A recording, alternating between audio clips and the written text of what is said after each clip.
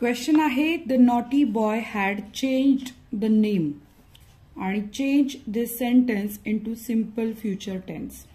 म्हणजे इथे आपल्याला हे जे वाक्य आहे मूळ याला आपल्याला सिंपल फ्युचर टेन्स मध्ये कन्वर्ट करून लिहायचंय. पण मुळात हे जे वाक्य आहे ते कोणत्या टेन्स मध्ये तुमच्यापैकी किती मुलं सांगू शकता? जर सांगू शकत असाल तर कमेंट करून लगेच सांगा.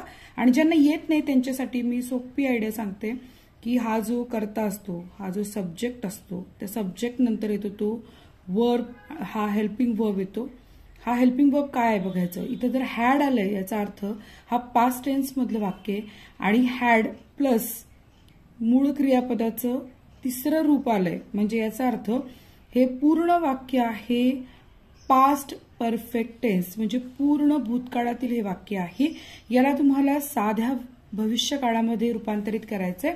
तर सोपं असं करायचं की कर्ता जो आहे द नॉटी बॉय म्हणजे खोडकर मुलगा, तर हे जे कर्ता आहे ते असाच्या असा घ्यायचा आणि सिंपल फ्युचर टेन्स दाखवण्यासाठी शाल किंवा विलचा वापर करतात.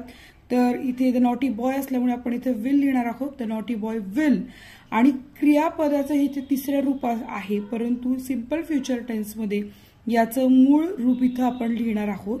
सो आपण लिहिणार the naughty boy will change the name. इतकं सोपं उत्तर आहे याचं. तुम्हाला आणखीन कोणत्या वेगळ्या टेन्स समजून घ्यायचं असेल तर मला कमेंट करून सांगा. धन्यवाद.